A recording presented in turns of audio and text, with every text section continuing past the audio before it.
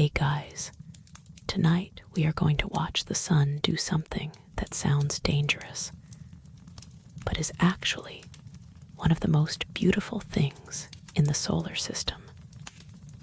You are settling in now, aren't you?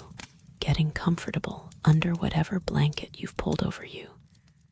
Maybe shifting your pillow just slightly to find that one perfect angle where your neck stops complaining and your shoulders finally drop. That's good. Stay right there, because we're not going anywhere fast tonight. We're going to take our time. We're going to drift. And you're going to watch something that has been happening for 4.5 billion years without you having to lift a single finger. Close your eyes if you want to. Keep them open if that feels better. Either way, you're about to see the sun throw the biggest tantrum a star can throw. And honestly, it's kind of magnificent, but not in a loud, explosive, action movie kind of way. More like watching a very large, very slow creature stretch its limbs after a long nap. Everything about solar storms is slow. Everything about them is patient, and if you let yourself match that pace, you might find yourself drifting somewhere very quiet. So let's start where everything starts, which is with the sun itself. You've seen the sun, obviously. Everyone has. But have you really looked at it lately? I mean, really looked. Not the way you glance at it when you're squinting through your windshield on a morning commute, or when you pull your sunglasses down and check if it's still there. I mean the way you look at a campfire when you're sitting on a log at the edge of the woods, letting the warmth sink into your shins, watching the flames curl and uncurl like they're breathing. That's closer to how you want to picture it right now. The sun is not a static thing. It is not a painted circle on a blue backdrop. It is alive with motion, with heat, with energy that has been boiling for longer than any concept of time you could wrap your head around. And it's doing all of this about 93 million miles away from you. That distance matters. That distance is what keeps you comfortable right now. That distance is what turns a surface temperature of roughly 10,000 degrees Fahrenheit into a gentle warmth on your skin instead of instant vaporization. Think about that for a moment. The sun could obliterate everything you've ever known in a fraction of a second. But instead, it gives you sunrises that paint clouds in shades of apricot and lavender. It gives you the feeling of warmth on your face on a spring afternoon. It gives you the long shadows of late summer evenings. It is, for the most part, very well behaved. But sometimes, and this is where our story begins, it gets restless. The surface of the sun, what we call the photosphere, looks calm from a distance. It's a bright disk, steady and golden. But up close, it's a churning ocean of plasma. Plasma is not gas, and it's not liquid. It's something in between. Something that conducts electricity and responds to magnetic fields in ways that make physicists very excited and make the rest of us very confused. You don't need to understand the physics. You just need to understand that the surface of the sun is always moving, always shifting, always rearranging itself pot of thick soup on low heat that keeps sending bubbles to the top. These bubbles are called granules. Each one is about the size of Texas. Let that sink in. Each bubble you could fit on a map of the United States, and it would cover most of the state. And there are millions of them, covering the entire visible surface, all of them rising and falling in cycles that last about 8 to 10 minutes. You rise, you cool, you sink back down. You rise, you cool, you sink back down. Over and over, forever. It's a rhythm so slow, you'd barely notice it if you were standing on the surface, which you definitely should not be. But if you could somehow observe it from a safe distance, it would be hypnotic. Like watching someone breathe while they sleep. Now imagine that breathing gets interrupted. Imagine the rhythm stumbles. That's what happens when magnetic fields on the sun tangle. The sun has a magnetic field, just like the Earth does. But the sun's is far more complicated because the sun is not a solid object. It rotates faster at its equator than at its poles, a phenomenon called differential rotation. And this constant shearing and stretching pulls the magnetic field lines like someone winding a rubber band tighter and tighter. Eventually, something has to give.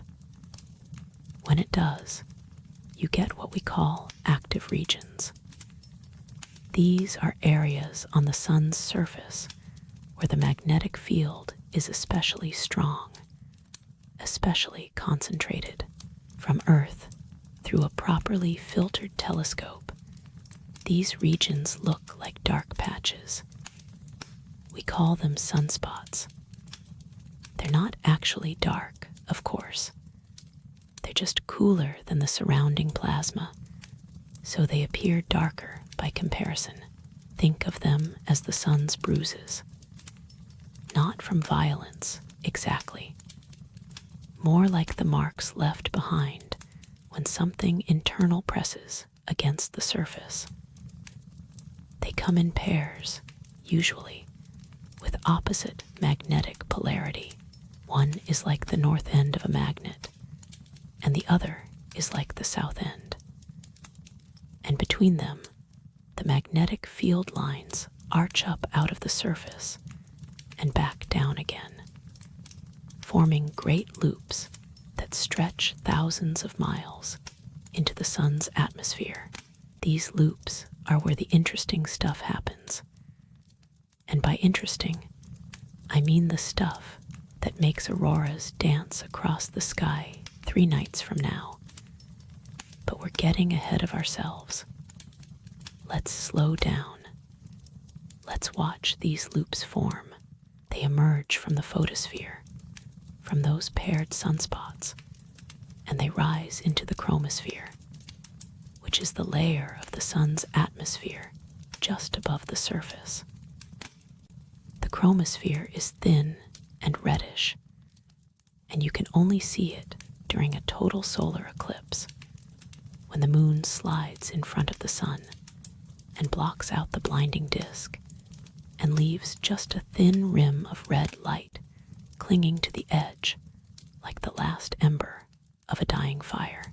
It's called the chromosphere because chromo means color, and it's the only time you see the sun in anything other than blinding white or gold. The magnetic loops push through the chromosphere and into the corona. The corona is the sun's outer atmosphere, and it's one of the great unsolved mysteries of solar physics because it's millions of degrees hotter than the surface, and nobody is entirely sure why. Think about that. The surface is 10,000 degrees. The atmosphere above it is millions of degrees.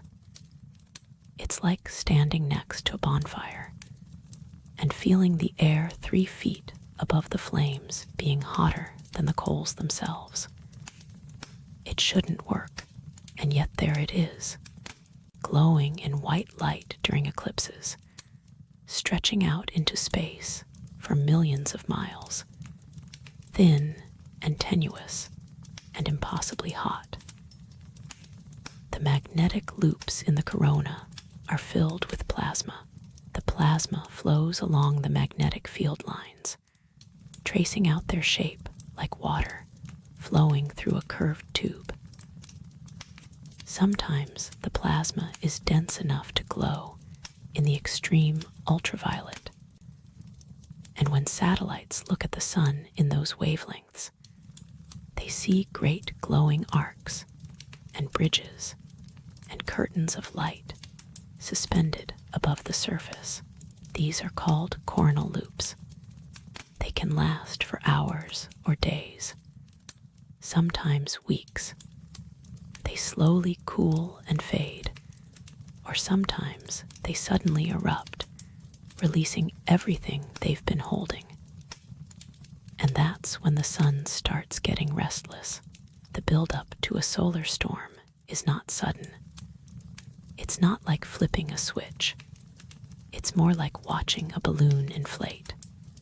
Slowly, gradually, the magnetic field lines get more and more twisted, more and more stressed, storing energy the way a coiled spring stores potential.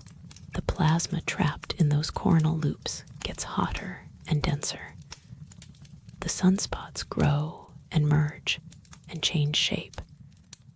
And all of this happens over days, sometimes weeks. There is no rush. The sun has no schedule. It does things when it does them. And the time scale is so vast that human urgency just bounces off it like a pebble against a mountain. When the tension finally breaks, it breaks in one of several ways. The most common is what we call a solar flare. A solar flare is a sudden flash of light, a burst of radiation that shoots across the electromagnetic spectrum from radio waves to gamma rays. It lasts minutes, sometimes tens of minutes. It is the most powerful explosion in the solar system, releasing more energy in those few minutes than all the nuclear weapons on Earth could produce in their entire existence combined. And yet, from 93 million miles away, you wouldn't even feel it. The radiation reaches Earth in about 8 minutes, traveling at the speed of light. It hits the upper atmosphere and ionizes it, which can disrupt radio communications for a while. The side of Earth facing the sun might lose its shortwave radio signals. Pilots flying over the polar routes might have to change their frequency. That's usually the extent of it. A solar flare is loud in the language of physics, but quiet in the language of daily life. But sometimes the flare is just the opening act. Sometimes it's followed by something much bigger. A coronal mass ejection, or CME, is what happens when a significant portion of the sun's corona breaks free from the magnetic field that's been holding it and flies out into space. Imagine a blob of plasma, billions of tons of it, detaching from the sun and streaming outward at speeds that range from a few hundred kilometers per second to several thousand. It takes anywhere from 15 hours to several days to reach Earth, depending on how fast it's going. when it does, it collides with Earth's magnetic field. And that collision is where the real show begins. But before we get to the collision, before we get to the auroras and the geomagnetic storms, and all the things that happen when the sun's energy meets Earth's defenses, let's linger on the sun a little longer. Let's watch the CME form. Let's see it happen in slow motion, because that's how you want to see everything tonight. Slowly, carefully, without urgency. The magnetic field lines that have been holding the plasma in place reach a point where they can't hold anymore. They snap. Not like a rubber band breaking, which would be violent and fast, but more like a knot slowly coming undone. The plasma that was trapped starts to expand outward, pushing against the remaining magnetic field, forcing it open. The whole structure lifts off the surface, rising through the chromosphere, through the corona, and out into the solar wind. The solar wind is the constant stream of particles that the sun sends in every direction.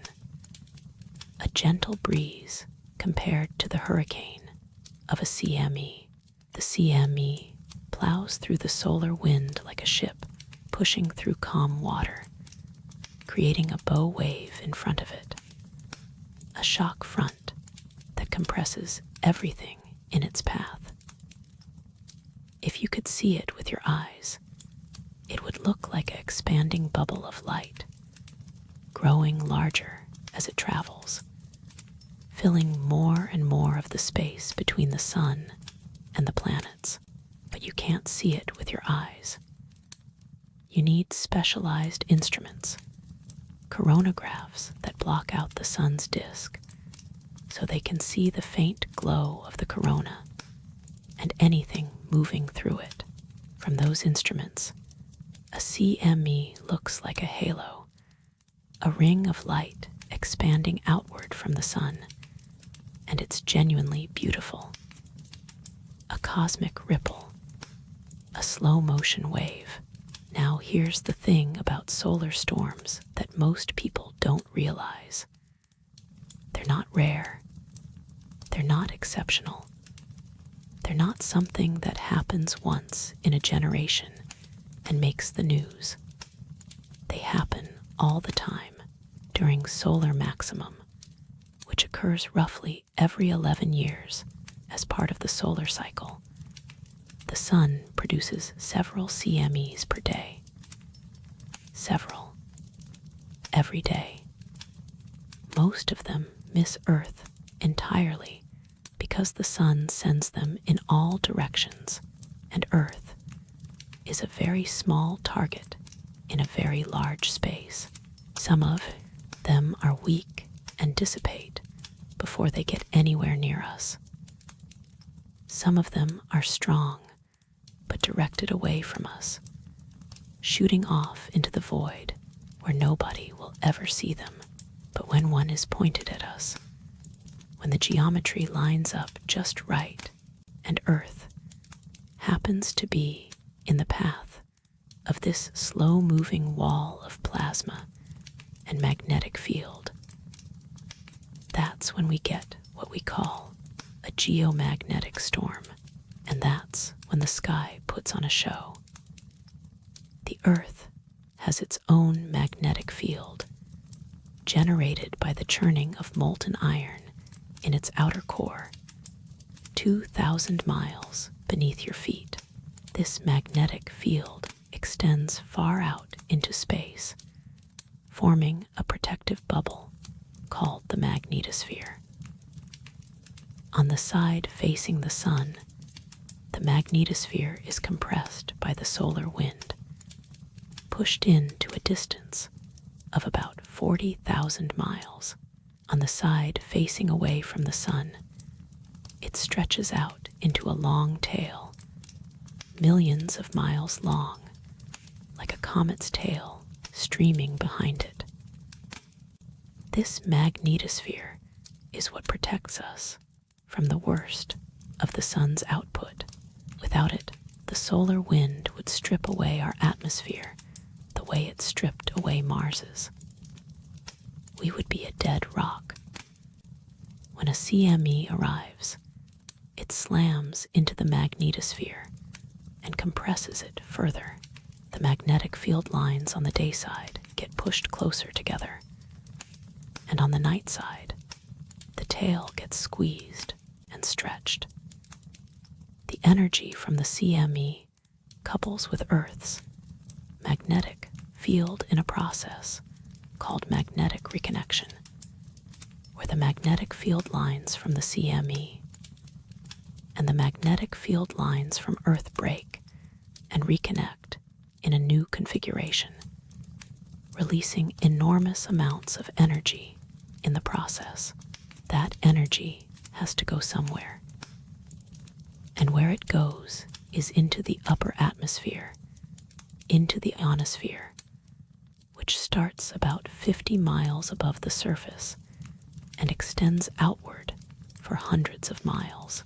The particles from the CME, mostly protons and electrons, get funneled along Earth's magnetic field lines toward the poles. They spiral down the field lines like beads sliding down a wire, and as they descend, they collide with the atoms and molecules in the upper atmosphere, oxygen and nitrogen mostly. The collisions excite these atoms, boosting their electrons to higher energy levels. When the electrons drop back down to their normal levels, they release that energy as light, and that light is what you see as the aurora. The aurora borealis in the northern hemisphere, the aurora australis in the southern hemisphere. Northern lights and southern lights, they are the same phenomenon, just viewed from opposite ends of the planet. And they are, without exaggeration, one of the most beautiful things you can see with your eyes.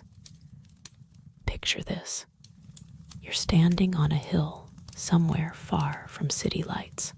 Maybe you're in northern Norway or Alaska or Iceland. Maybe you're in southern Chile or New Zealand, watching the southern lights. The sky is dark, not the gray dark of a cloudy night, but the deep velvet black of a clear winter sky.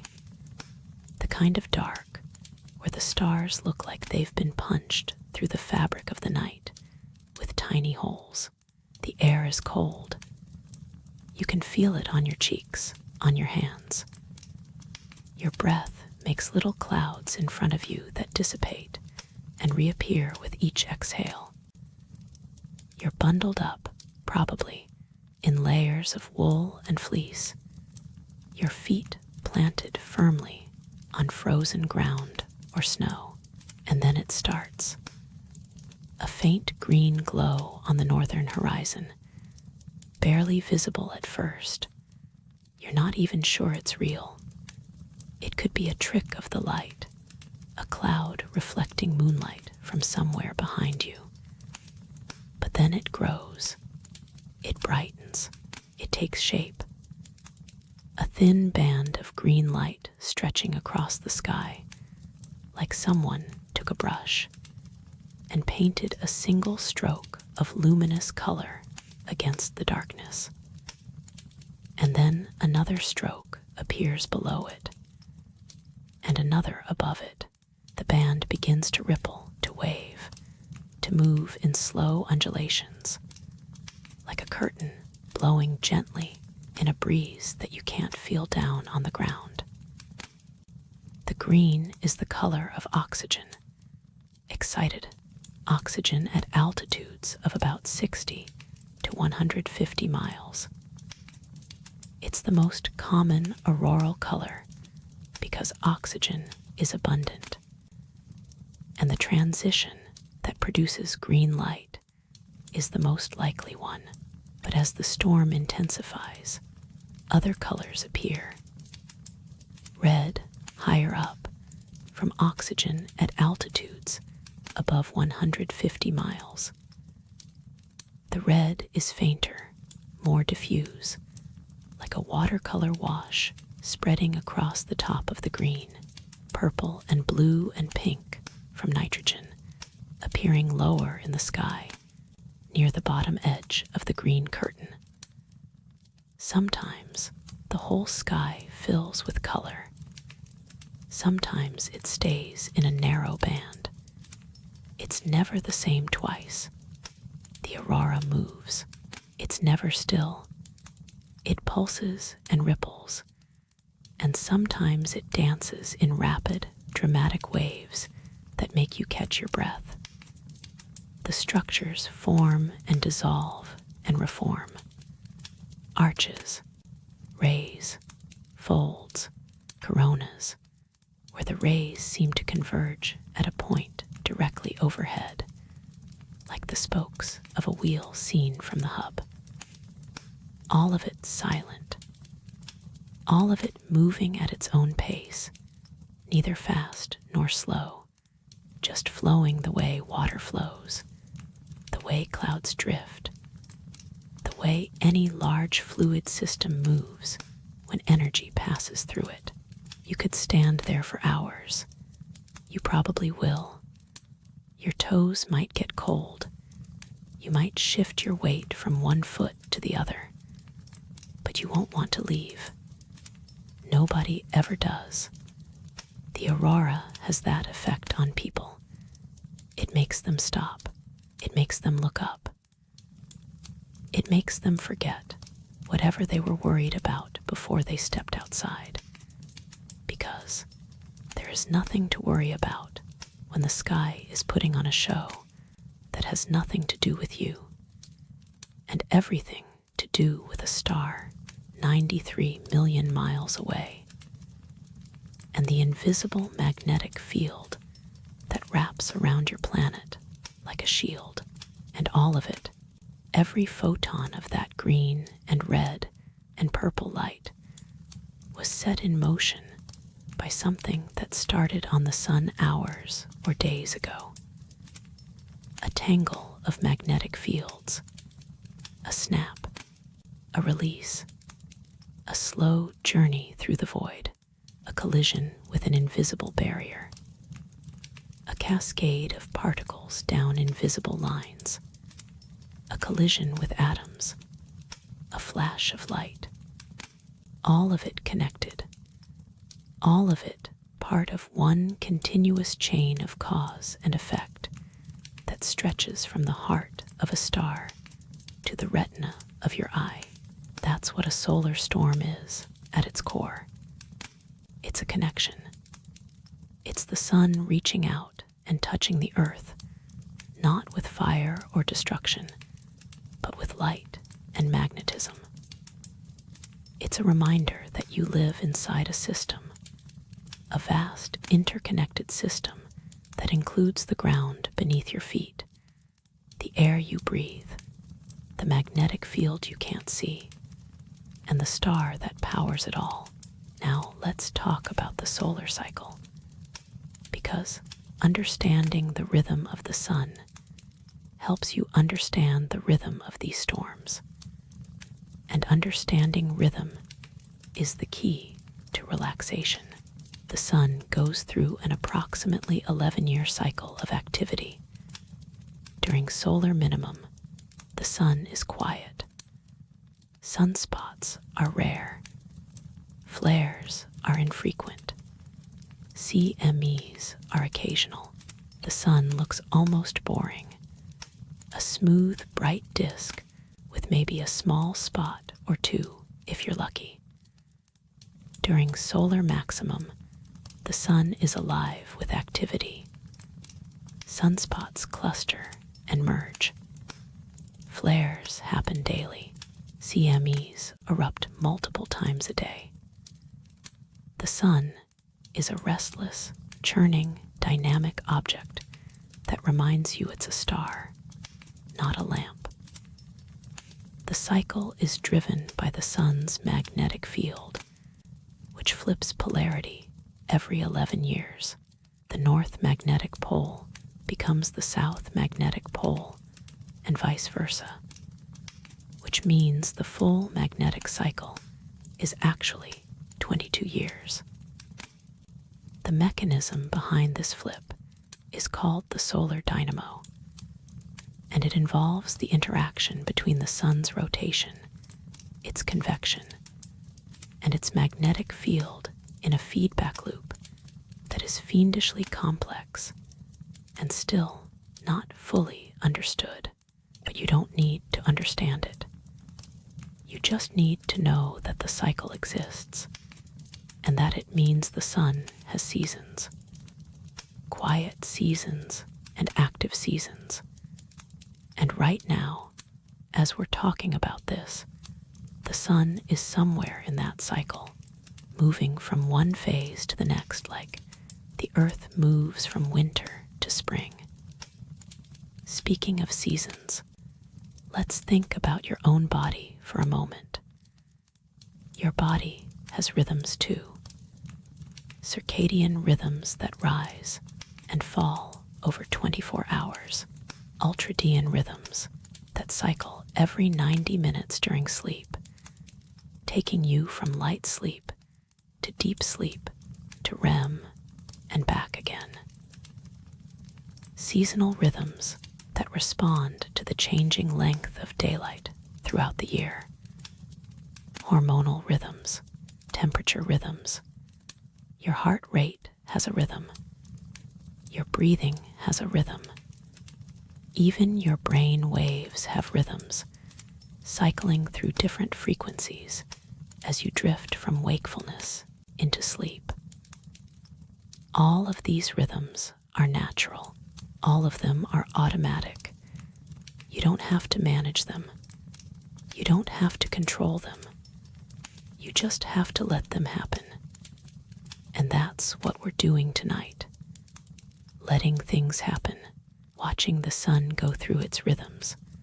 Watching the earth respond. And letting your own rhythms slow down to match the pace of something much larger than yourself.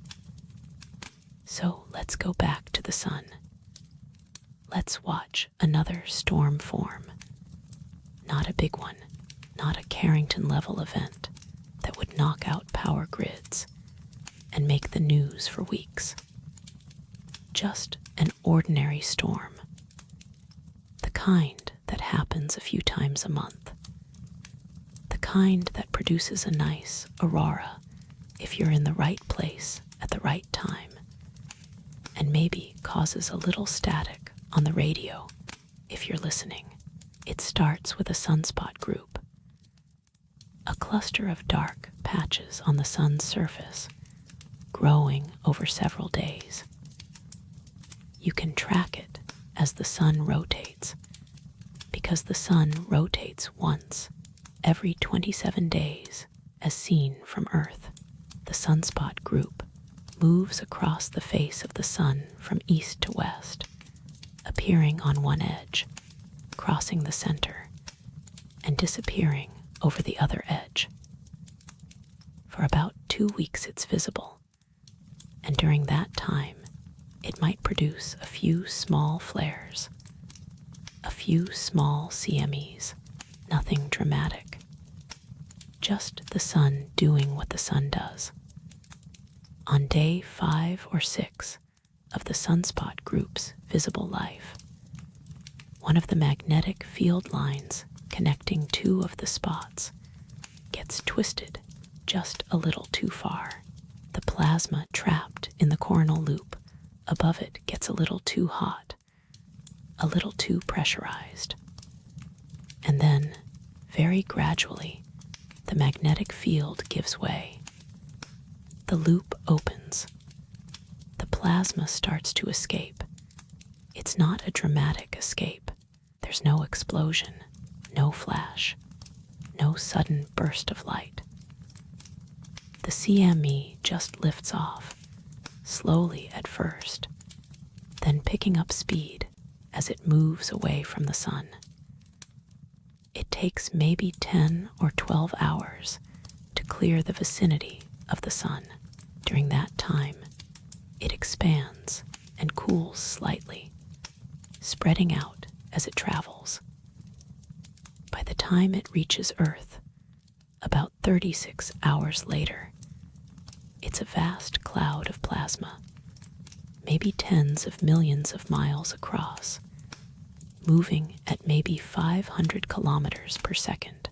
It arrives at Earth's magnetosphere and begins to compress it. The magnetosphere responds by pushing back, and the two magnetic fields interact. Some of the CME's magnetic field lines connect with Earth's magnetic field lines, and the energy transfer begins. Particles start flowing down the field lines toward the poles. The aurora begins to build. First, it's just a faint glow, then a band.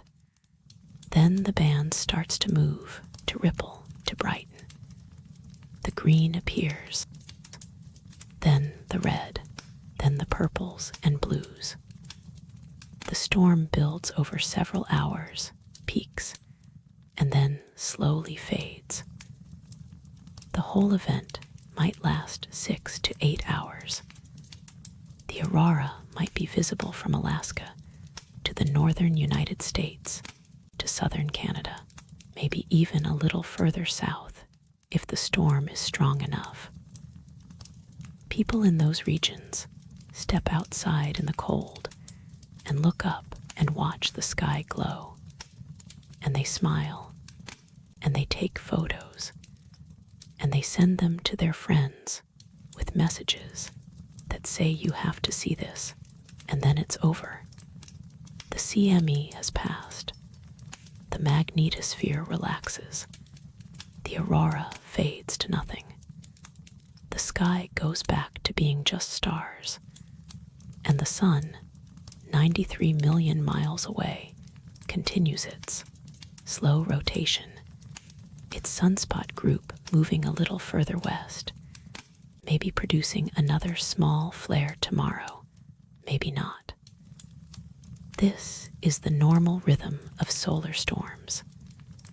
They come, they produce their light show, they go, and they will keep doing this for billions of years, long after we're gone, long after the Earth itself has changed beyond recognition. The sun will keep cycling. The magnetic fields will keep tangling and releasing. The auroras will keep dancing. The rhythm is eternal, and you can find comfort in that, in the fact that something so vast, so powerful, so energetic operates on a timescale that makes human worries seem almost absurd. The sun doesn't care about your deadlines. It doesn't care about your emails. It doesn't care about the argument you had yesterday or the decision you're putting off until tomorrow. It just is. It just does what it does, following the laws of physics, following its own internal rhythms, completely unconcerned with the tiny creature lying in bed on a tiny planet 93 million miles away, listening to a description of its behavior and letting that description slow down their breathing. But let's go deeper. Let's go below the surface of the sun, because what happens up there is connected to what happens down there, and understanding that connection is part of what makes this whole thing so mesmerizing. Beneath the photosphere, beneath the layer you can see, is the convection zone.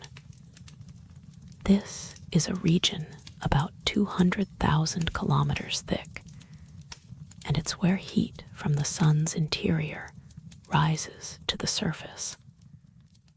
The mechanism is simple and familiar. Hot material rises, cools, and sinks.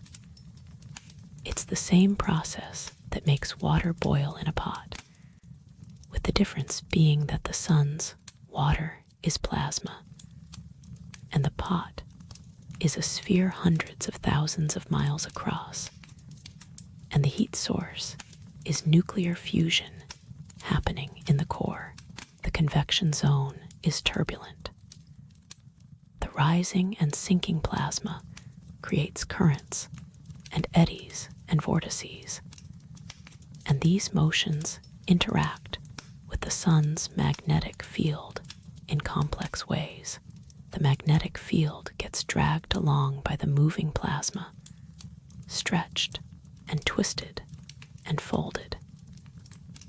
This is where the solar dynamo operates, where the sun's magnetic field is generated and maintained and eventually flipped. It's a chaotic process, and chaos in this context means sensitive to initial conditions, not random. Tiny differences in the flow of plasma can lead to significant differences in the magnetic field that emerges at the surface, which is why predicting solar activity is so difficult. You can forecast the general trend of the solar cycle, but predicting exactly when and where a flare will happen is much harder. Above the convection zone is a thin layer called the tachocline, where the rotation changes from the differential rotation of the convection zone to the more uniform rotation of the radiative zone below. The tachocline is thought to play a crucial role in the solar dynamo because the shear between these two rotation regimes helps amplify the magnetic field.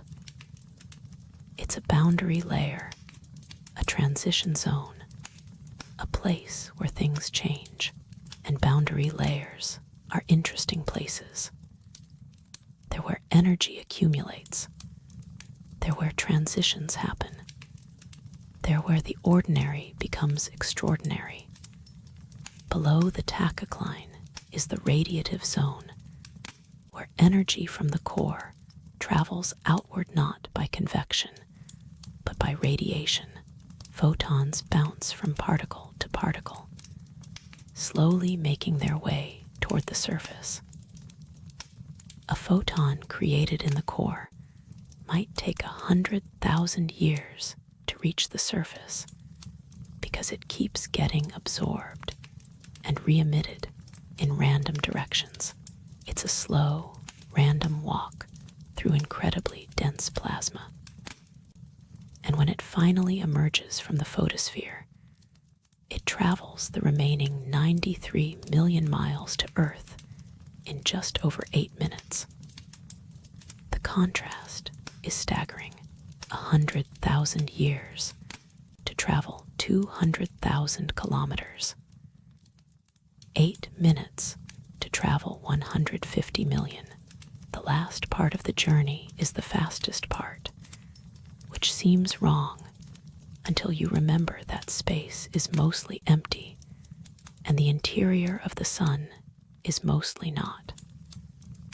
And then there's the core, the center of the sun, the place where it all begins. The core is about a quarter of the sun's radius, and it's where the temperature and pressure are high enough for nuclear fusion to occur. Hydrogen nuclei collide and fuse into helium, releasing energy in the process. About 600 million tons of hydrogen fuse into helium every second. The energy released is what powers everything. The convection, the magnetic field, the sunspots, the flares, the CMEs, the solar wind, the auroras, every photon of sunlight, every particle in every CME, Every ripple in every aurora traces its energy back to fusion reactions happening in the core of the sun right now. As you lie there listening to this, the core is stable. It doesn't fluctuate. The fusion rate is remarkably constant, regulated by the balance between gravity pulling inward and pressure pushing outward. If the fusion rate increased, the core would expand, the temperature would drop, and the fusion rate would decrease back to normal. If the fusion rate decreased, the core would contract, the temperature would rise, and the fusion rate would increase back to normal. It's a self-regulating system, a feedback loop that has kept the sun burning steadily for 4.5 billion years, and will keep it burning for another 5 billion or so. So the stability of the core is what allows the instability of the surface.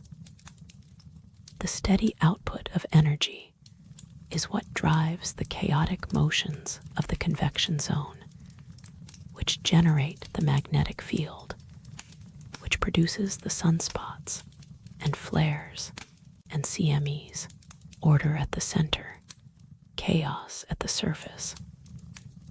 A pattern that repeats at many scales, from galaxies to weather systems to the way your own thoughts sometimes feel calm and sometimes feel scattered.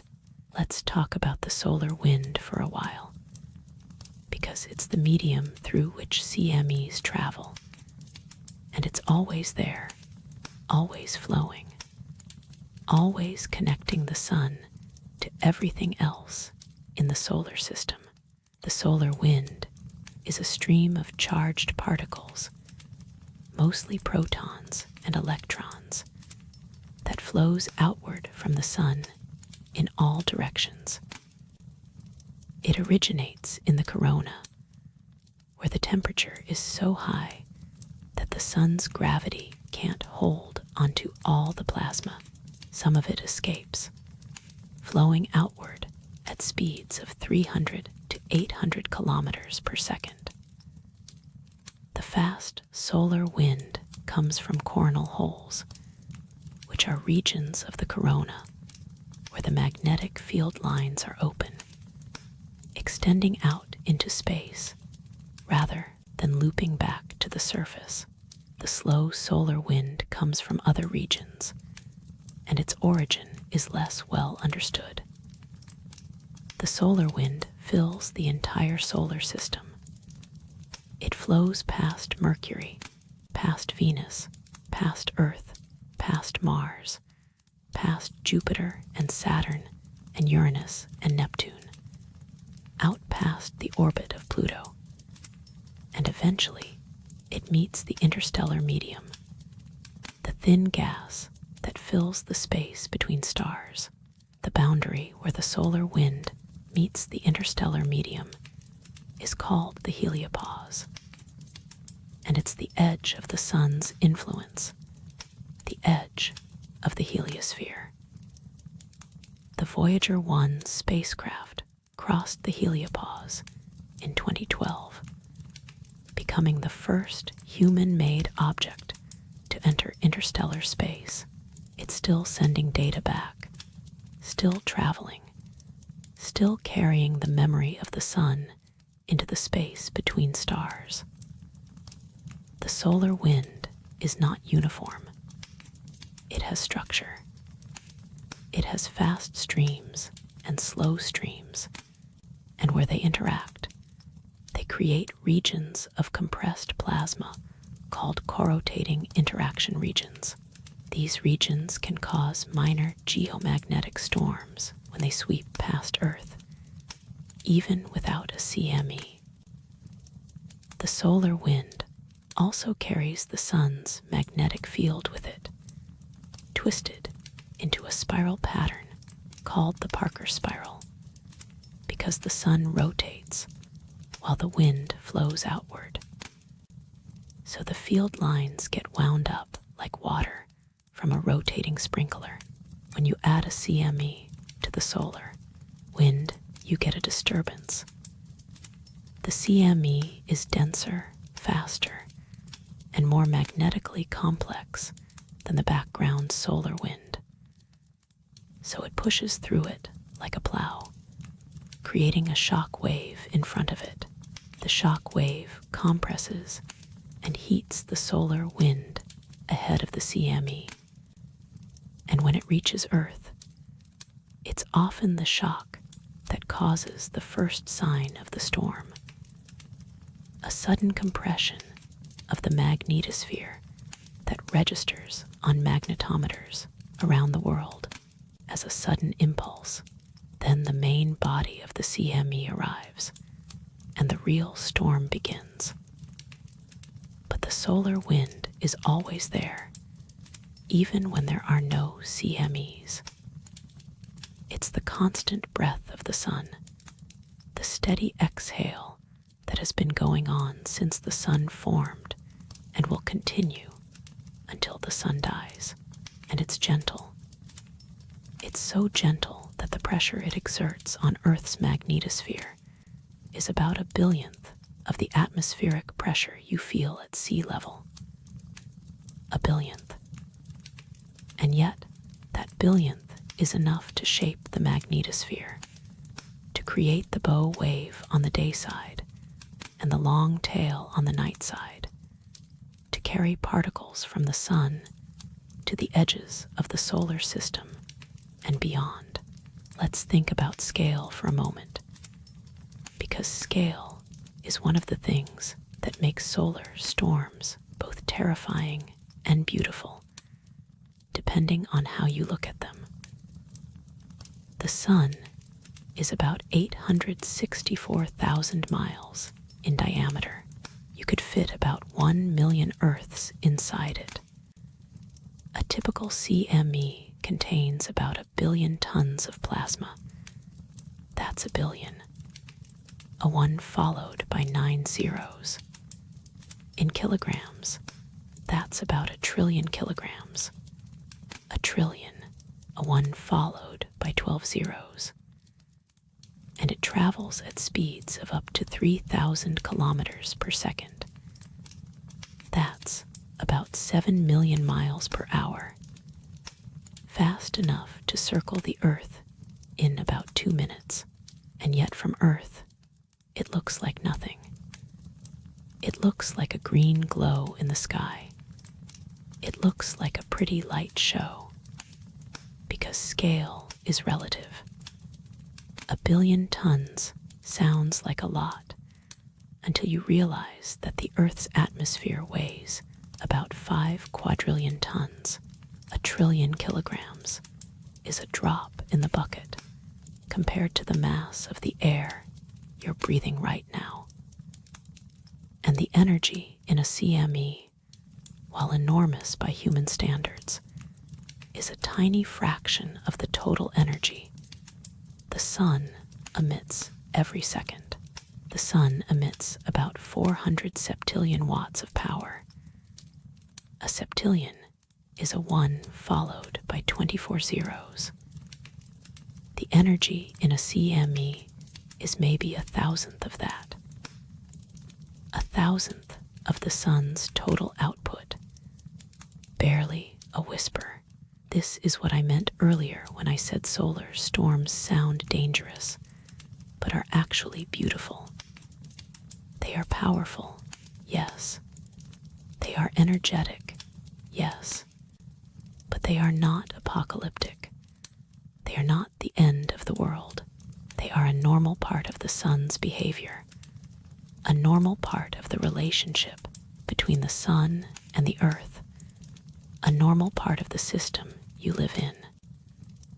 The system works. The system has worked for billions of years. The system will keep working. The worst solar storm on record is the Carrington event of 1859, named after the British astronomer Richard Carrington. who observed the solar flare that preceded it. The flare was so bright that he could see it through his telescope, projected onto a screen, which was remarkable because solar flares are usually invisible to the naked eye.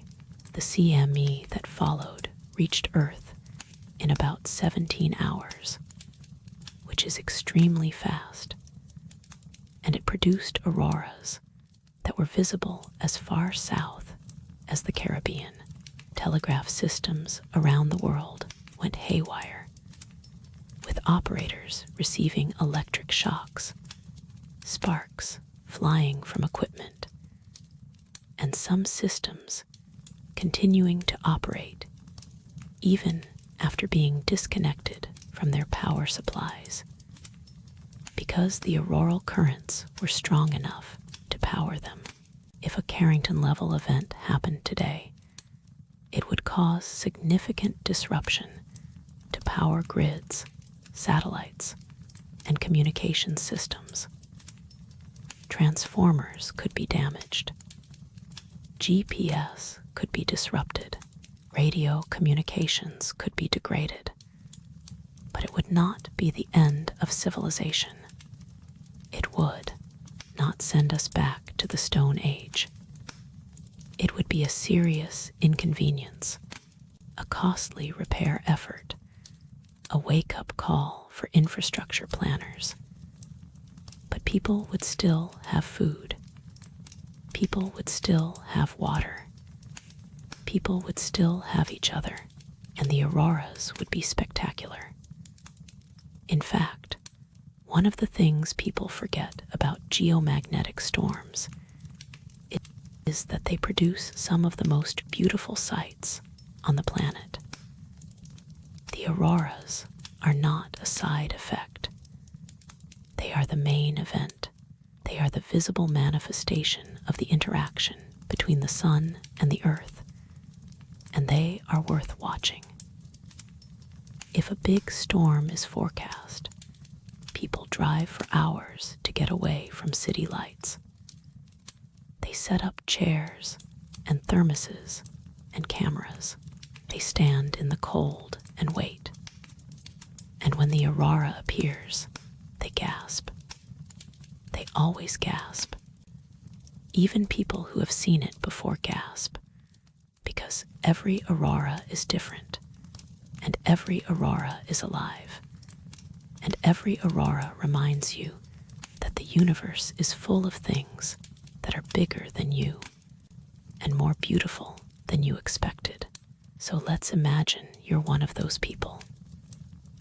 Let's imagine you've driven out to a dark site on a cold winter night because a geomagnetic storm is forecast and you want to see it. You park your car. You get out. The air is cold and still. The snow crunches under your boots. You walk a little way from the car to get away from the headlights, and you look up. The sky is clear. The stars are bright. The Milky Way is visible as a faint band of light stretching from horizon to horizon. You can see constellations you learned as a kid, the ones that are visible in winter. Orion with his belt, the Pleiades, a little cluster of blue-white stars that look like a tiny dipper. Cassiopeia, shaped like a W or an M, depending on where it is in its rotation around the North Star. You find the North Star and you orient yourself. The aurora, if it appears, will be in the northern sky. You wait. You breathe. The cold air fills your lungs and makes you feel awake and alive. Your hands are in your pockets or tucked into the sleeves of your coat. Your feet are planted on the snow. You are still, and the sky above you is still. And then you see it. A faint green smudge on the northern horizon. Hard to see at first. You squint. You look away and look back, which is a trick for seeing faint objects because your peripheral vision is more sensitive to low light. And yes, it's there. A faint green glow. It's real. Over the next few minutes, it grows. It brightens. It takes shape. A band of green light stretches across the northern sky, maybe 10 degrees above the horizon, maybe 20. It's thin at first, maybe a degree wide, but it's bright enough that you can see it clearly now. And it's moving. Not fast, not like a movie special effect, but moving, undulating, breathing, like the sky itself is breathing. More bands appear. Below the first one, above it, overlapping it, the sky fills with green light, and then you start to see other colors. A hint of red above the green, like a watercolor bleed. A touch of purple at the bottom edge.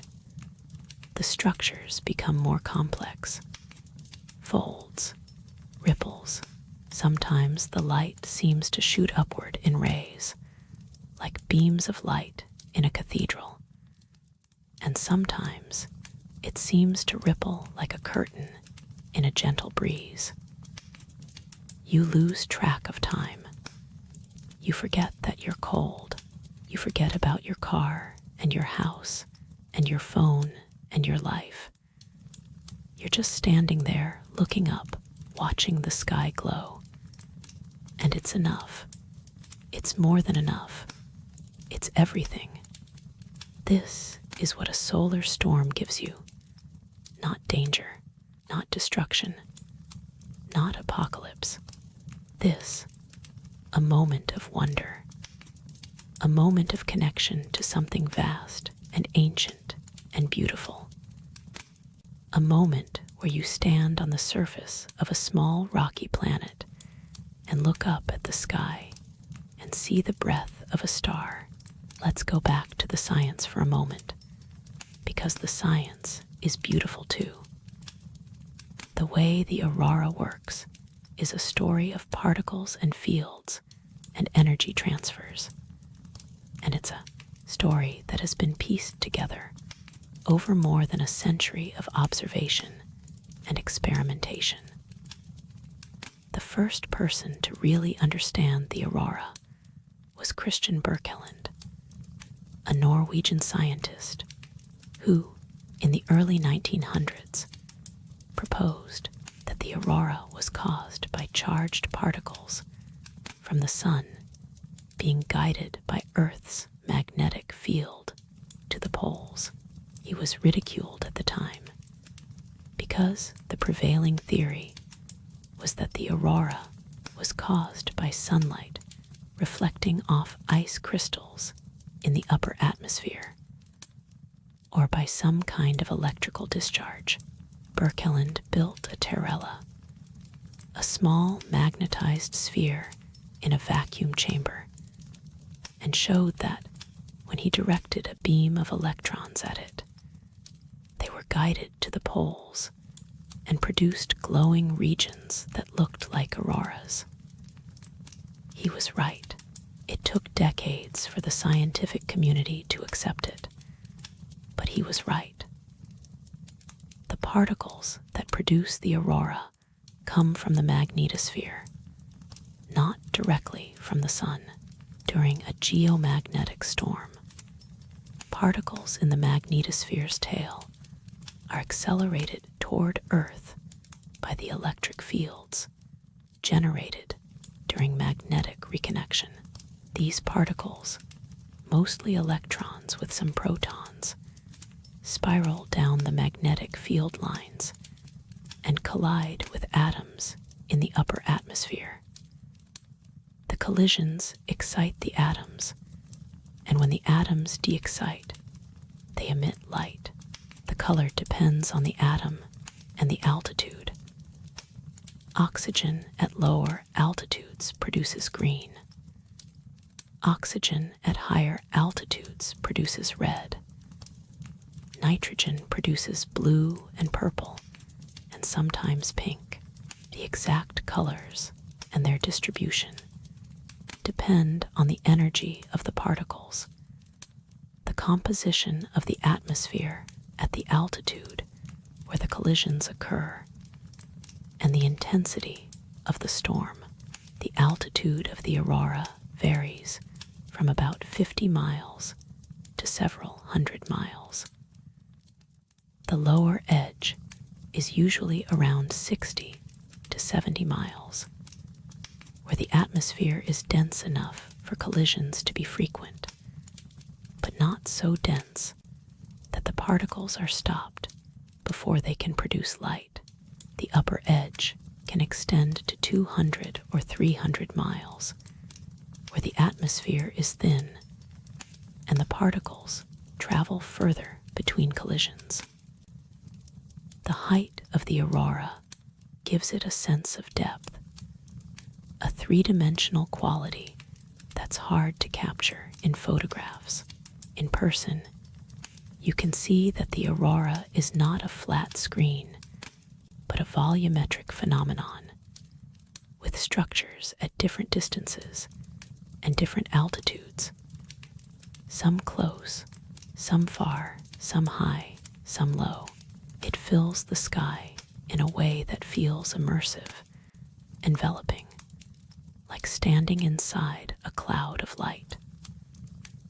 The movement of the aurora is driven by changes in the magnetosphere as the solar wind and the CME interact with Earth's magnetic field.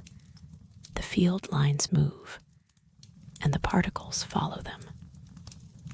The aurora reflects these movements in real time, or nearly real time, with a delay of only a few seconds. When the solar wind pressure increases, the aurora brightens and moves equatorward. When the pressure decreases, it dims and moves poleward. When the magnetic field orientation changes, the aurora changes shape. The aurora is, in effect, a visible readout of what's happening in the magnetosphere, a real-time display of the interaction between the sun and the Earth. And the magnetosphere is huge. It extends tens of thousands of miles into space on the day side and millions of miles on the night side. It's a complex, dynamic system with multiple regions. The bow shock, where the solar wind first encounters the magnetosphere and slows down the magnetosphere. The turbulent region between the bow shock and the magnetopause. The magnetopause, the boundary between the magnetosphere and the solar wind. The magnetotail, the long tail on the night side. The radiation belts, regions of trapped particles discovered by James Van Allen in the 1950s.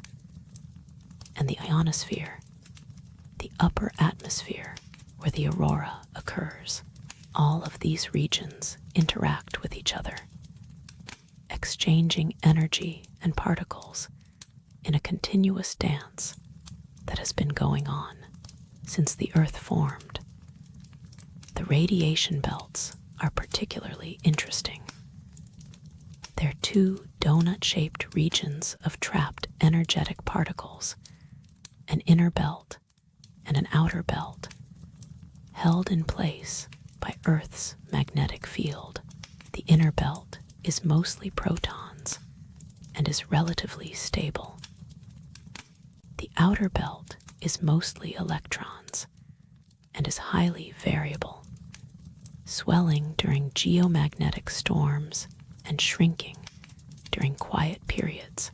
The particles in the radiation belts can be dangerous to satellites and astronauts. And they're one of the reasons that the Van Allen belts were a concern during the Apollo missions, but they're also beautiful in their own way.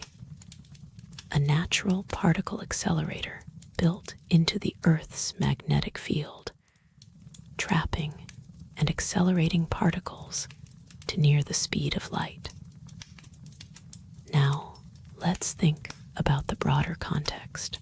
The sun is not the only star that produces storms.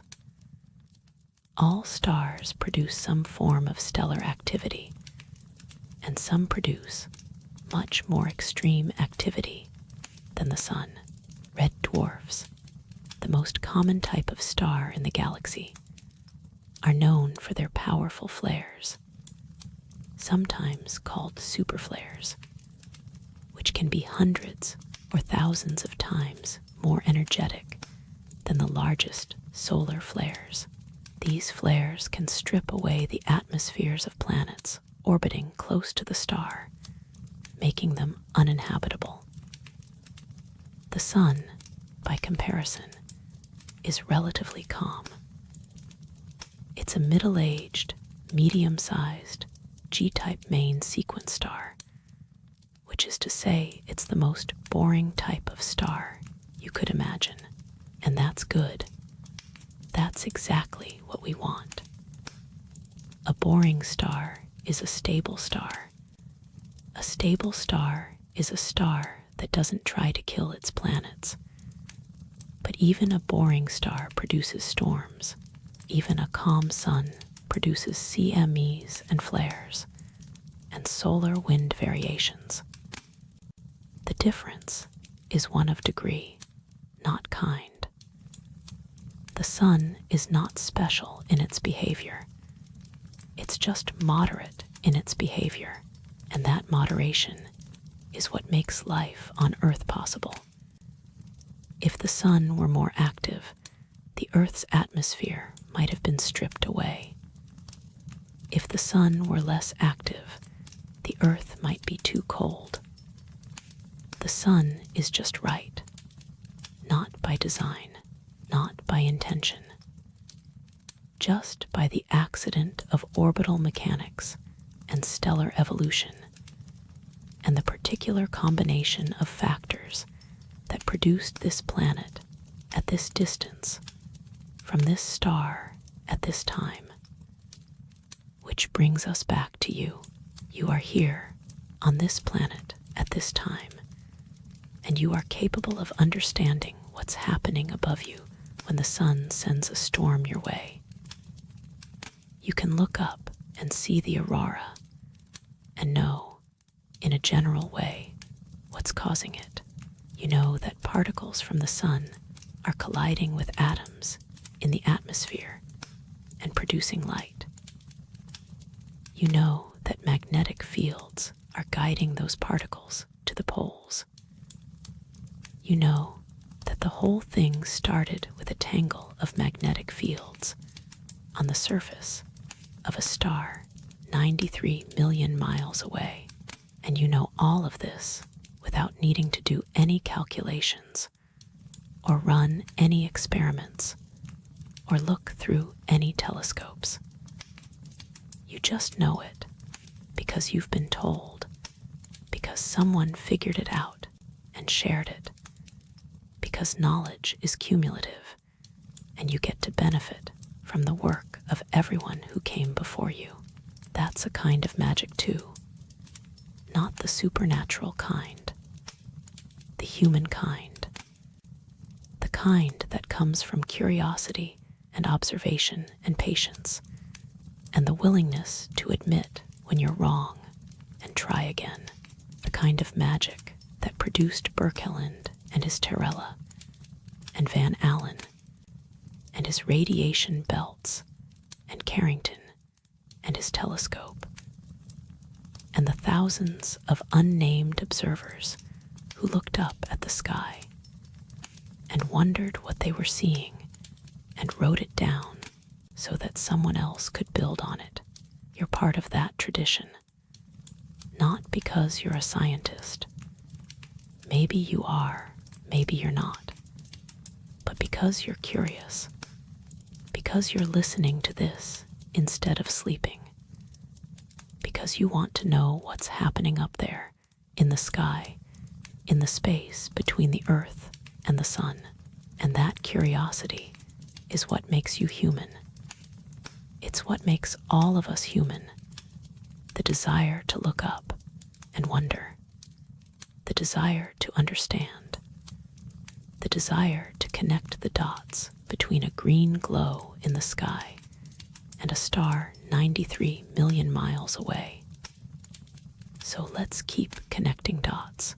Let's keep tracing the chain of cause and effect from the sun's core to the aurora in the sky, and then back down to the ground, to the earth itself, to the rocks and the soil and the water and the life that depends on all of it. The Earth's magnetic field, which makes the aurora possible, is generated by the geodynamo in the outer core. The outer core is a layer of liquid iron and nickel about 2,000 kilometers thick, sitting between the solid inner core and the mantle above. The inner core is solid because the pressure is so high that the iron can't melt, even though the temperature is about the same as the surface of the sun. The outer core is liquid because the pressure is slightly lower, and the liquid iron in the outer core moves, driven by convection and by the rotation of the Earth. And that movement generates electric currents, and those electric currents generate the magnetic field. It's the same principle as the solar dynamo, just on a smaller scale and with different materials. The magnetic field emerges from the core and extends through the mantle, through the crust, through the atmosphere, and out into space. At the surface, it has a strength of about 25 to 65 microteslas, depending on where you are. It's strongest near the poles and weakest near the equator. It's the reason compasses work. It's the reason migratory birds can navigate. It's the reason some bacteria align themselves with the magnetic field. It's the reason the aurora exists. Without the magnetic field, the solar wind would hit the atmosphere directly, and the atmosphere would slowly erode. Mars lost its magnetic field billions of years ago, and as a result, it lost most of its atmosphere. The Earth has kept its magnetic field, and as a result, it has kept its atmosphere. And the atmosphere is what makes life possible. So the chain goes like this. Fusion in the core of the sun produces energy. The energy drives convection in the sun's interior. The convection generates a magnetic field. The magnetic field produces sunspots and flares and CMEs. The CMEs travel through the solar wind. The CMEs hit Earth's magnetic field. The magnetic field funnels particles to the poles. The particles collide with the atmosphere. The atmosphere glows, the aurora. And at the other end, fusion in the core of the Earth produces heat. The heat drives convection in the outer core. The convection generates a magnetic field. The magnetic field protects the atmosphere. The atmosphere supports life. You, two dynamos, two magnetic fields, two spheres of molten material generating magnetic fields through motion. One in the sun, one in the Earth. And between them, a stream of particles and fields connecting them, mediating their interaction, carrying energy from one to the other, producing light where they meet. It's a relationship, a dance, a conversation that has been going on for 4.5 billion years and will continue for billions more. And you're part of it, not directly. You're not generating magnetic fields or launching CMEs, but you're here because of it. You exist because of it. Your planet exists because of it. Everything you've ever known, everything you've ever loved, every sunrise you've ever seen, every breeze you've ever felt, every drop of water you've ever drunk, every breath you've ever taken, all of it exists because of the relationship between these two magnetic fields, between these two spheres of molten material, between the sun and the earth. That's worth thinking about as you settle deeper into your bed, as your breathing slows, as your muscles relax, as your thoughts drift from the specific to the general, from the science to the feeling, from the details to the big picture. You are here because of a star. You are here because of a magnetic field. You are here because of a chain of cause and effect that stretches back 4.5 billion years and connects you to the most fundamental processes in the universe. And you don't have to do anything about it. You don't have to fix it or manage it or control it. You just have to be here. You just have to exist. And existing is enough. Let's go back to the Aurora one more time, because the Aurora is the most visible part of the solar storm, the part you can see with your eyes, the part that connects the abstract physics to the tangible experience. And the Aurora is worth lingering on, worth savoring, worth letting fill your imagination as you drift towards sleep. Imagine the Aurora from a different perspective, not from the ground looking up, but from space looking down, from the International Space Station, orbiting about 250 miles above the surface. The Aurora looks different. It's not a curtain or a band or a diffuse glow. It's a ring, a circle of light encircling the pole, called the auroral oval. The oval is always there, but during quiet times, it's faint and close to the pole, and during storms it brightens and expands toward the equator. From the ISS, astronauts can see the Aurora as a glowing ring around the horizon, sometimes green, sometimes red, sometimes both, with rays shooting upward into the darkness.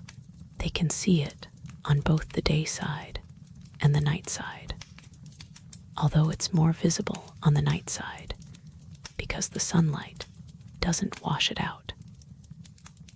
They can see it stretching for hundreds of miles, a continuous ring of light that follows the magnetic field lines around the pole from even further away, from geostationary orbit, 22,000 miles above the equator.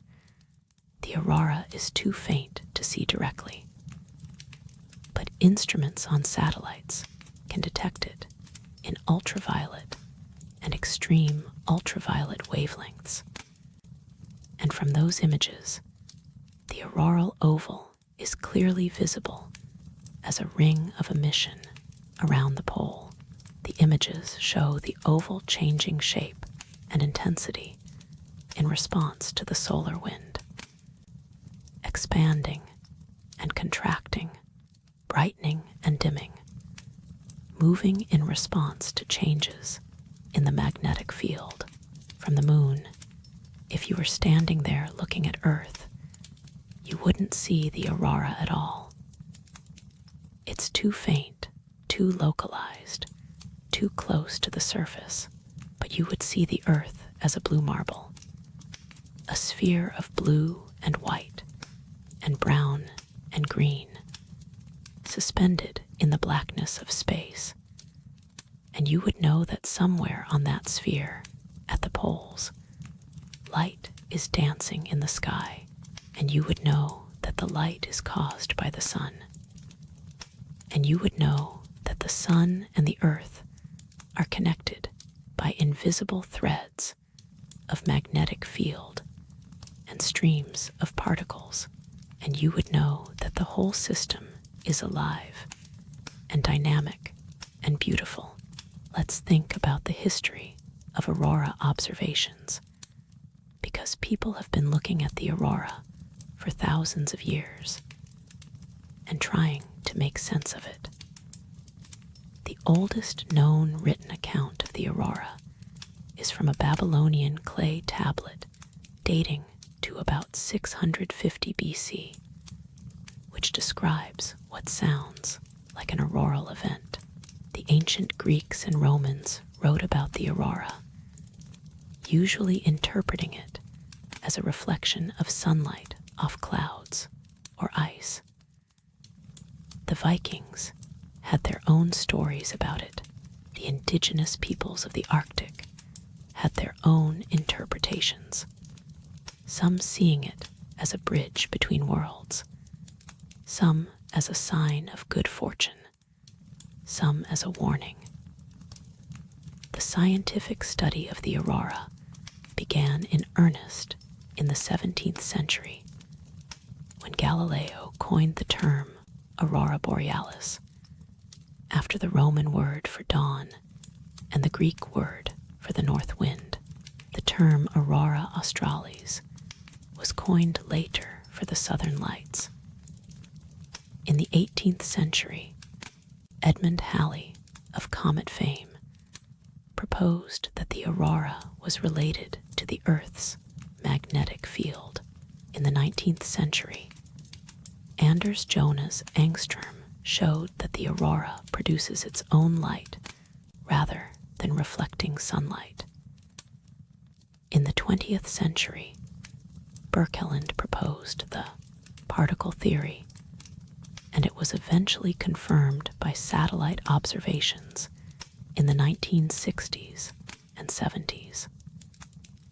The history of aurora science is a history of people looking up and wondering and trying to understand. It's a history of gradual progress, of theories being proposed and tested and revised and sometimes discarded. It's a history of patience and persistence and the willingness to admit when you're wrong. And it's a history that's still ongoing, because there's still a lot we don't know about the aurora, about the magnetosphere, about the solar wind, about the sun itself. One of the things we don't fully understand is the exact mechanism by which particles are accelerated in the magnetotail during a geomagnetic storm. We know that magnetic reconnection plays a role, but the details of how energy is transferred from the magnetic field to the particles are still being worked out. We don't fully understand the structure of the auroral arcs, why they form the shapes they do, why they move the way they move. We don't fully understand the relationship between the solar wind and the magnetosphere, how energy and momentum are transferred across the magnetopause.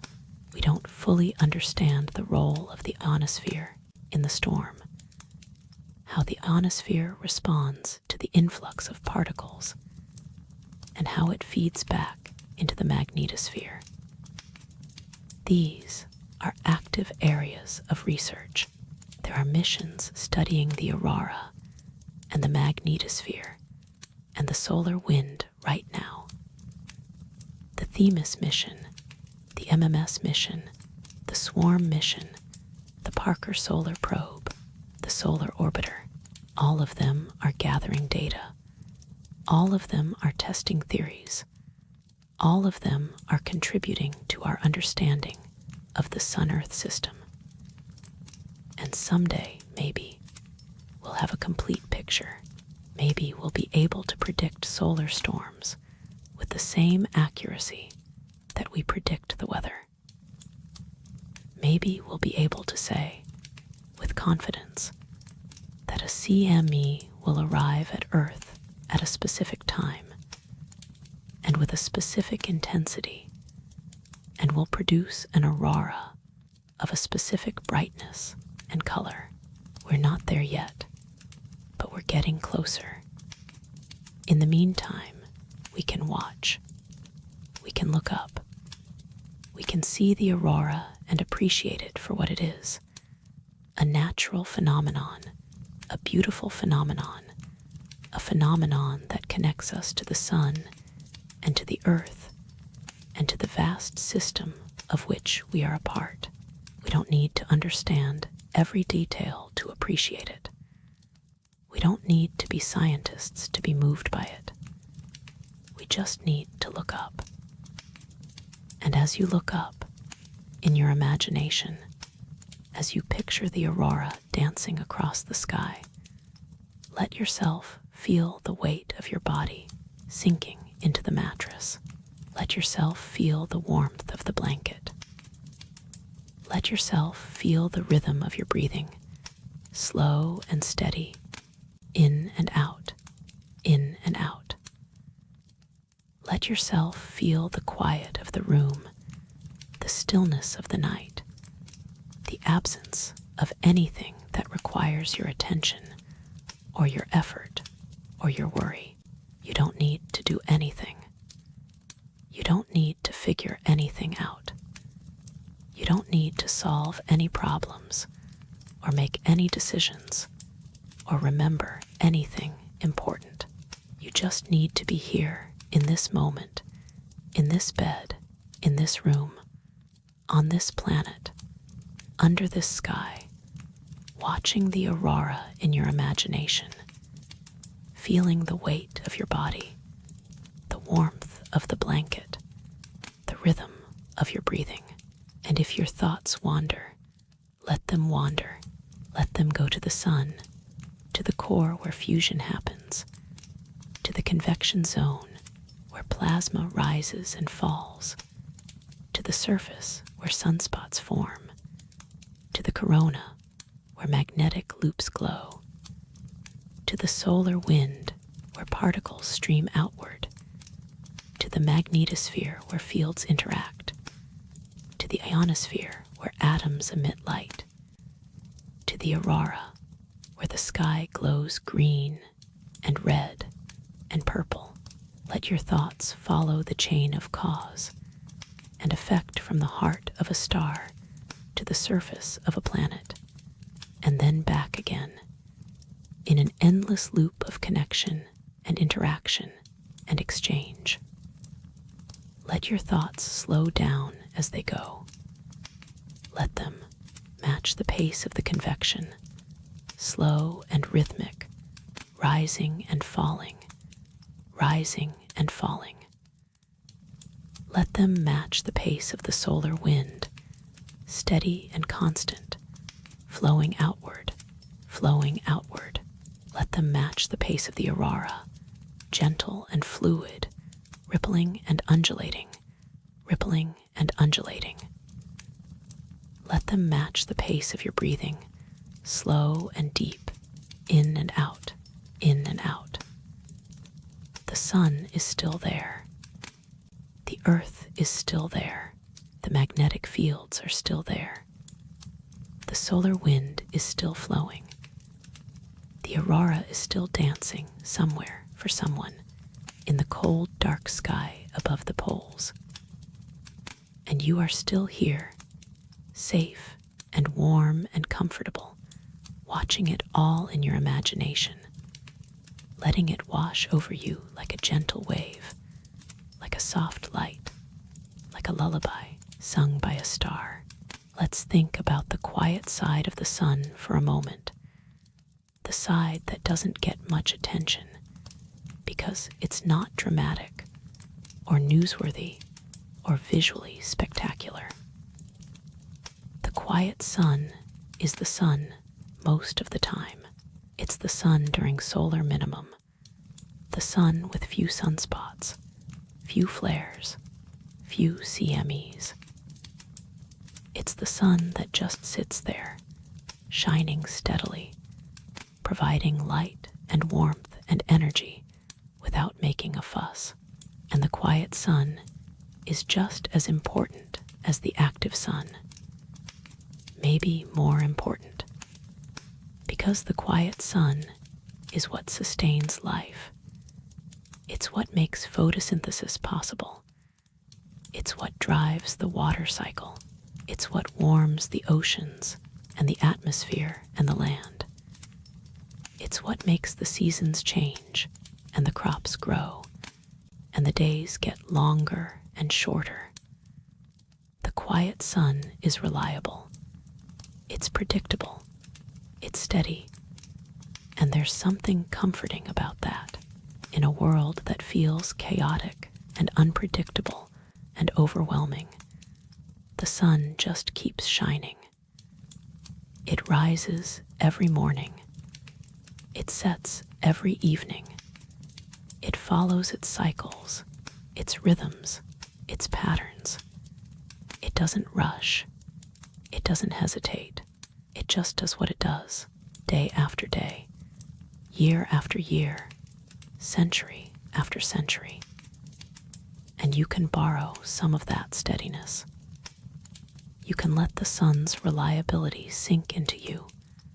Let it remind you that not everything needs to be urgent. Not everything needs to be dramatic. Not everything needs to be loud. Some things can be quiet. Some things can be steady. Some things can just be. The quiet sun is the sun right now, in this moment, shining on the other side of the planet, warming the oceans, lighting the clouds, casting long shadows across the land. It's the sun that will rise again in a few hours, bringing a new day, a new cycle, a new opportunity to rest and recover and let go. It's the sun that has been shining for 4.5 billion years and will keep shining for 5 billion more. It's the sun that doesn't need you to do anything. It just needs you to be here, to receive its light, to feel its warmth, to let it be what it is. Let the quiet sun into your imagination. Picture it as a warm golden disk in a blue sky, steady and calm, shining without effort, without strain, without urgency. Picture its light falling on the earth, on the oceans and the mountains and the forests and the cities and the fields. Picture its warmth sinking into the ground, into the soil, into the roots of the trees and the grass. Picture its energy driving the winds and the currents and the cycles of growth and decay and renewal. Picture it all, and let the picture fill your mind, pushing out the noise and the worry and the rush, replacing them with warmth and light and steadiness. And as the picture fills your mind, let your body relax. Let your shoulders drop. Let your jaw unclench. Let your hands open. Let your feet settle. Let your breathing deepen. Let your thoughts slow. Let yourself drift, the way a leaf drifts on a slow-moving river, the way a cloud drifts across a calm sky, the way a boat drifts on a still lake. No effort, no direction, just drifting, just being, just existing. The sun doesn't try. The earth doesn't try. The magnetic fields don't try. The solar wind doesn't try. The aurora doesn't try. They just are. They just do what they do, following the laws of physics, following their own internal rhythms, completely unconcerned with whether anyone is watching. And you don't have to try either. You don't have to do anything. You just have to be here in this moment, in this bed, in this room, on this planet, under this sky, letting the image of the sun and the aurora and the magnetic fields and the solar wind fill your mind and slow your breathing and quiet your thoughts. Let's go back to the aurora one more time, because the aurora is the most beautiful part of the story, the part that connects the science to the experience, the part that makes you want to look up and watch and wonder.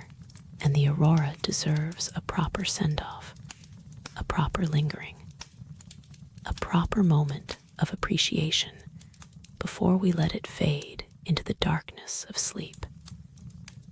Picture the aurora at its best, not the faint glow on the horizon, not the thin band of green, but the full display, the sky-filling spectacle that makes people gasp and cry and laugh and stand in the snow for hours without caring how cold they are.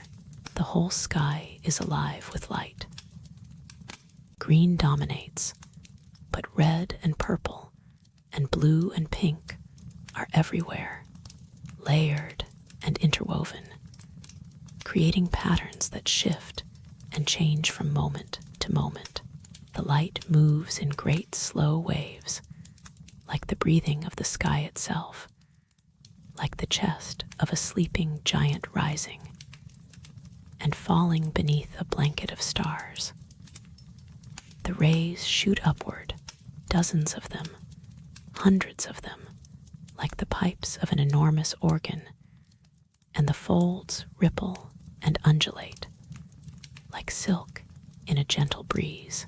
The corona forms overhead, the point where all the rays seem to converge, and it's like looking up into the center of a flower, a cosmic flower blooming in the night sky.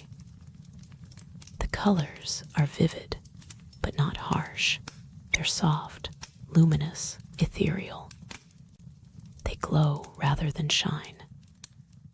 They're the colors of a dream, of a memory, of something half seen and half imagined.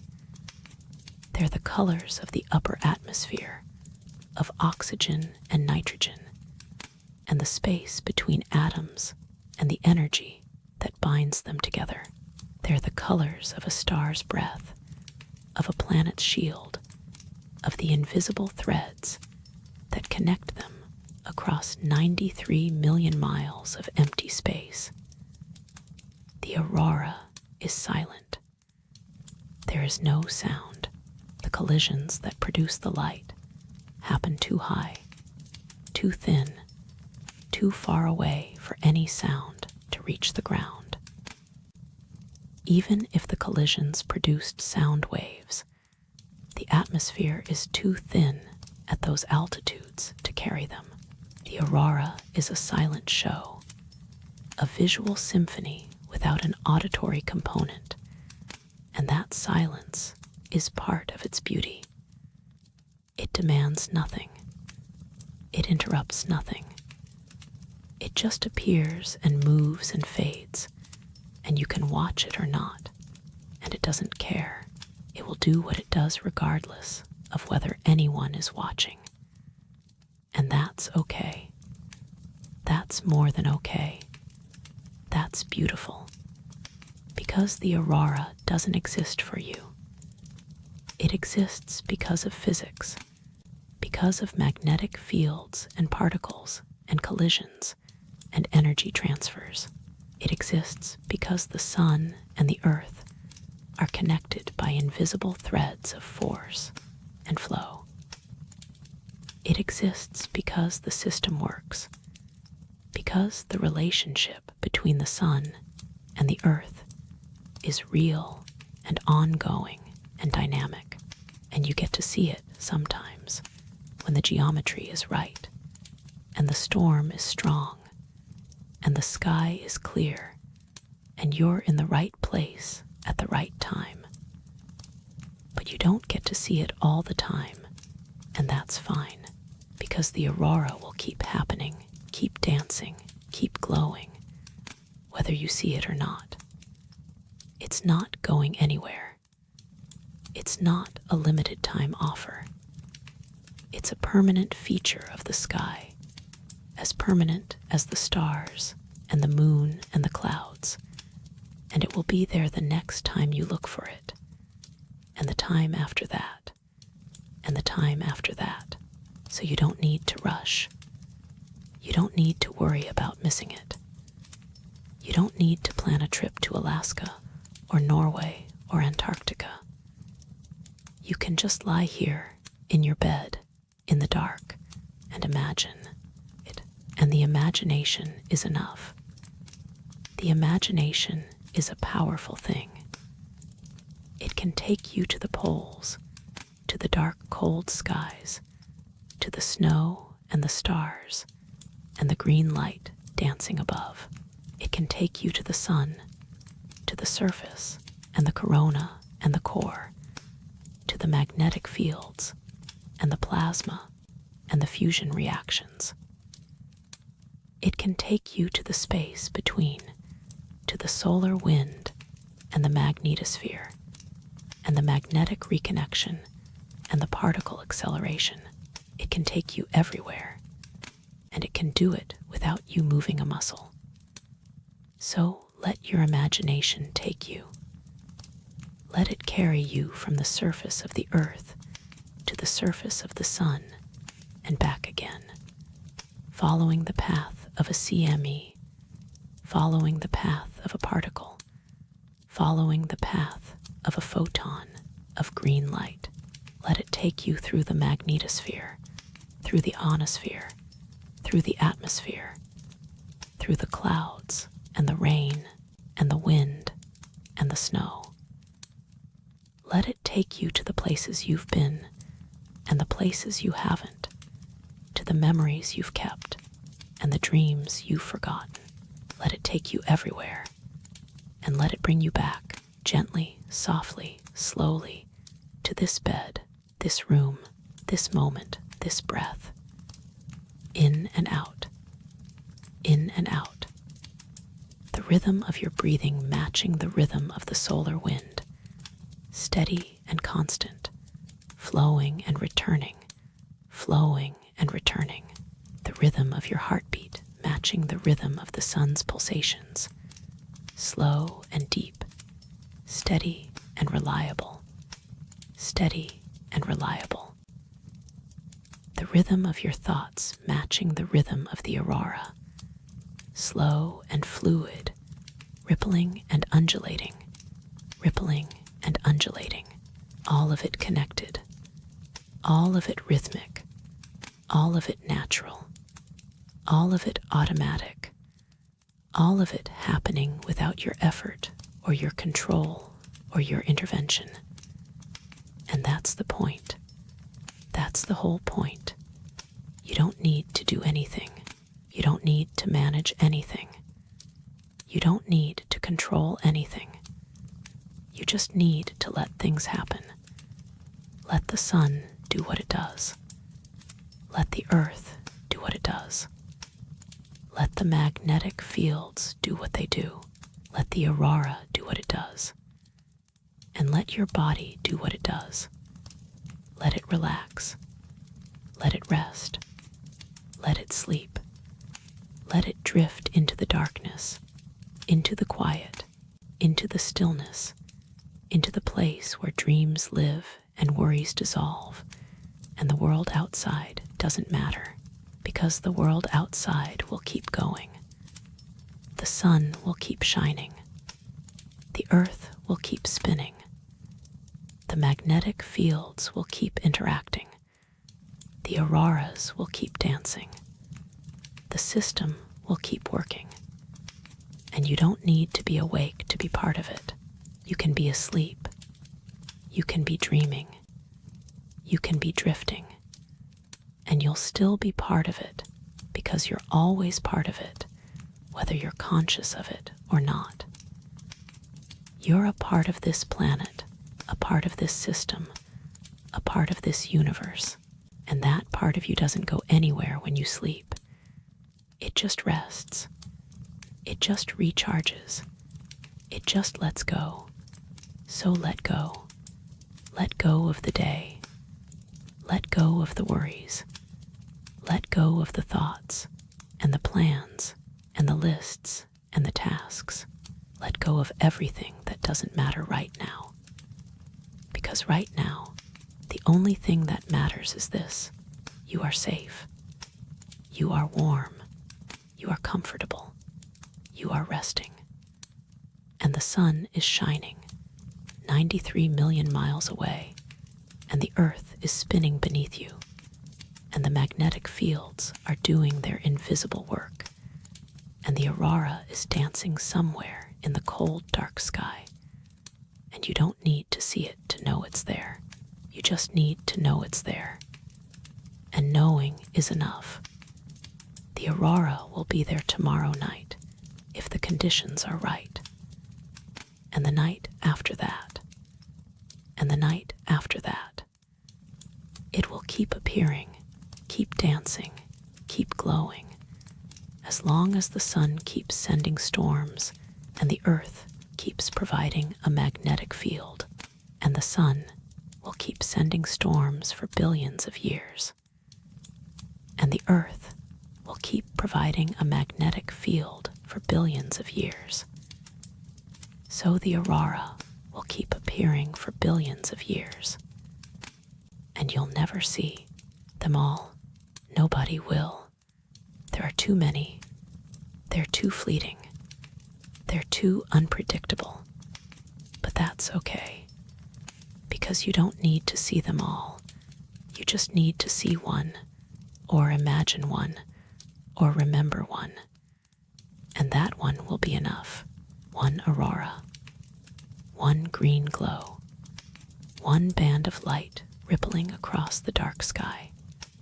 One moment of wonder. One connection between the sun and the earth and you.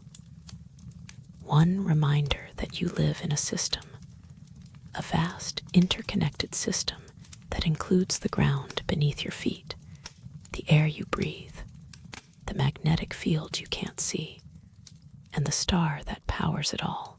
One reminder that you are part of something bigger than yourself, something older than yourself, something that will continue long after you're gone. And that's a comforting thought, isn't it? Not in a morbid way, not in a way that makes you feel small or insignificant, but in a way that makes you feel connected. Connected to the past, to the future, to the present.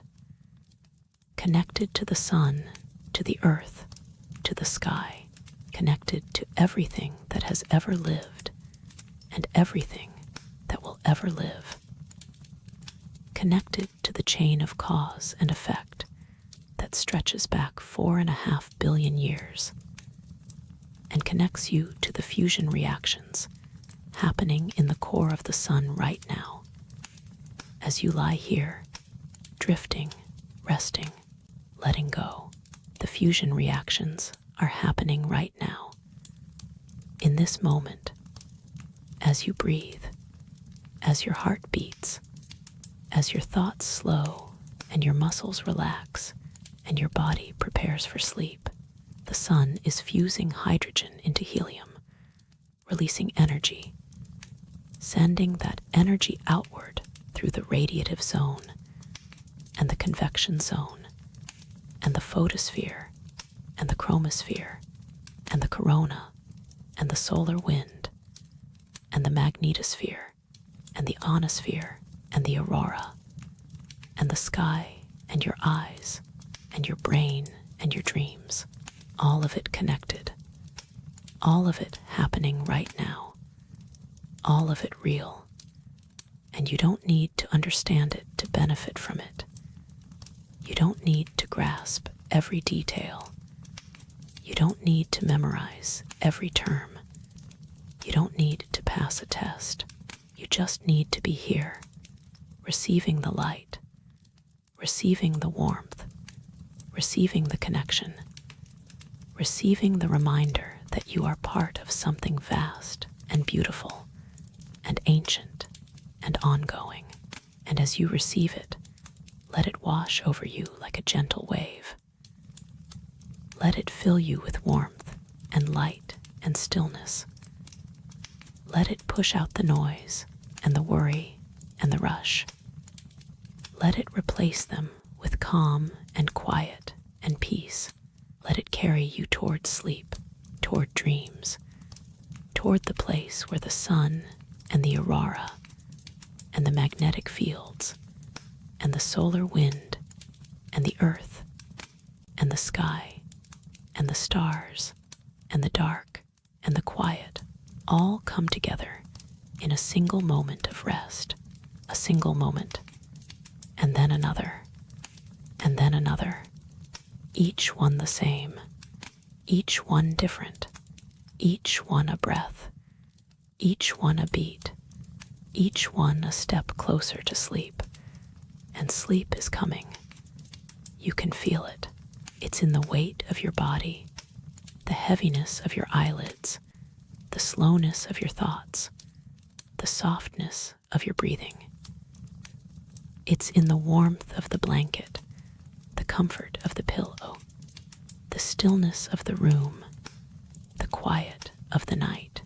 It's in the image of the sun, steady and calm, shining without effort, without strain, without urgency. It's in the image of the aurora, soft and luminous, dancing in the cold, dark sky, silent and beautiful and eternal.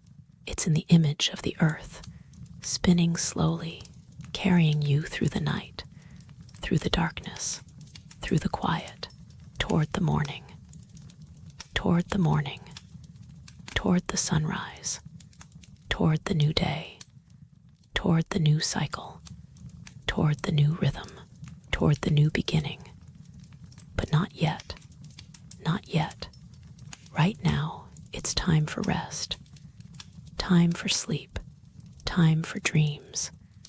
The sun will rise again. The aurora will dance again.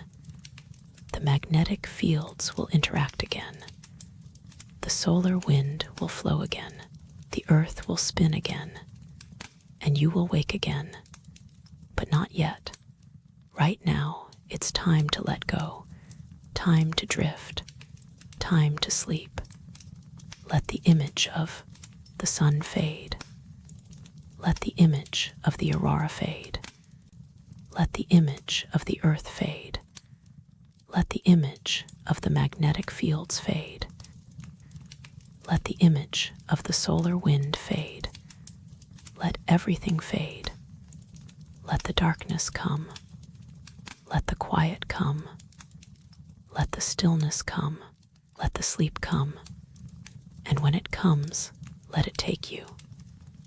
Let it carry you into the deep, into the quiet, into the dark, into the place where dreams live and worries dissolve, and the world outside doesn't matter, because the world outside will keep going. The sun will keep shining. The earth will keep spinning. The magnetic fields will keep interacting. The auroras will keep dancing. The system will keep working. And you don't need to be awake to be part of it. You can be asleep. You can be dreaming. You can be drifting. And you'll still be part of it. part of the sun, part of the earth, part of the sky, part of the system, part of the universe, part of everything. And everything is enough, more than enough. Everything you need is right here, right now, in this bed, in this room, on this planet, under this sky, connected to this star, connected to this system, connected to this universe, connected and resting and drifting and sleeping. Sweet dreams.